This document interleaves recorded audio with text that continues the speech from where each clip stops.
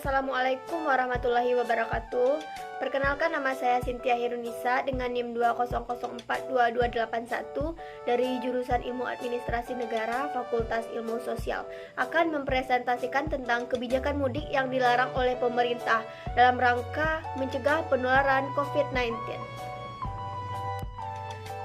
Di sini saya akan menjelaskan tentang kebijakan mudik yang dilarang oleh pemerintah dalam rangka mencegah penularan COVID-19.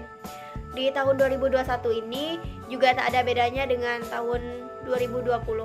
Juga diberlakukannya aturan larangan mudik. Kebijakan larangan mudik ini menimbulkan berbagai macam spekulasi baik dari tim pro ataupun kontra di berbagai kalangan masyarakat. Lantas, bagaimana dengan pendapat saya tentang kebijakan mudik yang dilarang oleh pemerintah dalam rangka mencegah penularan COVID-19 ini? Menurut pendapat saya, kebijakan larangan mudik di tahun 2021 ini kurang efektif. Kenapa saya katakan demikian?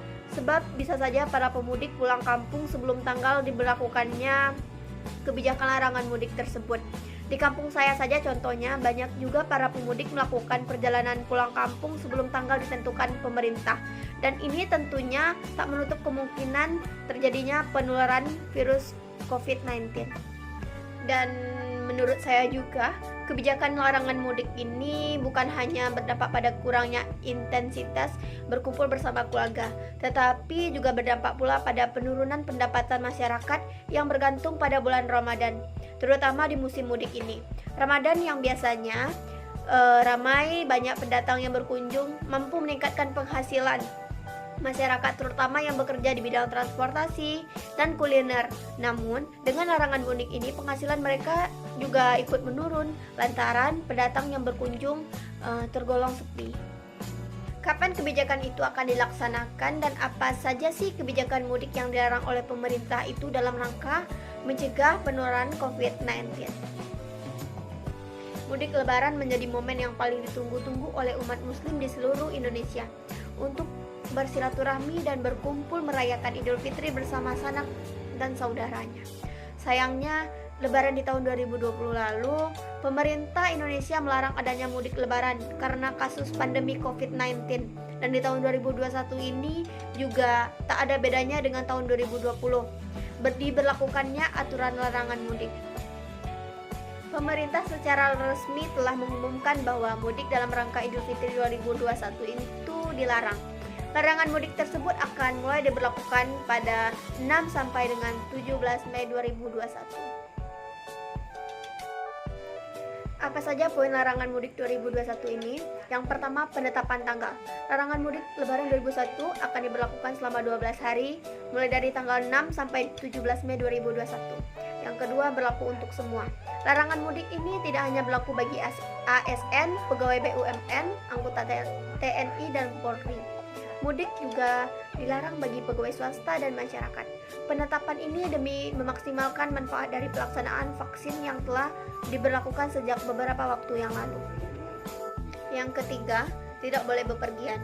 Selama larangan ini diberlakukan, masyarakat tidak diperkenankan bepergian kecuali ada keperluan yang sangat mendesak. Yang keempat, pengecualian. Pengecualian larangan bepergian diberlakukan untuk ASN yang sedang melakukan perjalanan dinas dengan berbagai ketentuan. Yang kelima, cuti bersama. Meski ada larangan mudik, penting untuk diketahui masyarakat bahwa cuti bersama tetap berlaku, yaitu pada 12 Mei 2021. Yang keenam, pemberian bansos. Pemberian bantuan sosial dalam rangka Lebaran 2021 akan dijadwalkan pada bulan Mei. Yang ketujuh, kegiatan keagamaan dalam pelaksanaan Ramadan dan Idul Fitri. Kegiatan keagamaan akan diatur dengan Kementerian Agama, Kemenak. Kemenak juga akan bekerja sama dengan MUI dan organisasi keagamaan lain untuk berkonsultasi. Yang kedelapan, pengawasan lalu lintas. Dalam memantau lalu lintas selama larangan mudik 2021, pemerintah juga melakukan pengawasan lalu lintas batas. Pengawasan ini secara teknis dikoordinasi oleh Kemenkap RB, Kemendagri, Kemenhub, TNI atau Polri, dan Satgas COVID-19. Dari adanya peraturan pemerintah mengenai larangan mudik Lebaran tahun 2021, kesempatan untuk bersilaturahmi secara langsung tidak bisa dirasakan dan realitas kehidupan. Hal tersebut karena tidak semua orang, terutama generasi tua yang memiliki HP maupun handphone untuk berkomunikasi, dan di Indonesia masih adanya kesenjangan dalam memiliki teknologi HP atau handphone. Walaupun ada telepon, masih banyak orang tua yang tidak bisa mengoperasikan HP atau telepon tersebut. Selain itu, larangan mudik membuat perekonomian terutama di bidang perhubungan, pendapatan devisanya berkurang akibat tidak ada praktik perekonomian atau arus perekonomian dalam mobilitas antar daerah atau pulau. Hal ini mengakibatkan pendapatan dari sektor transportasi berkurang, terlihat dari pendapatan maskapai penerbangan, kereta, dan bus yang mulai menurun.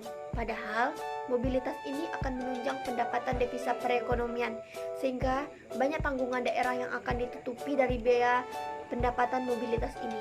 Selain itu, mudik adalah sistem yang sudah membudaya di masyarakat Indonesia, terutama mudik lebaran.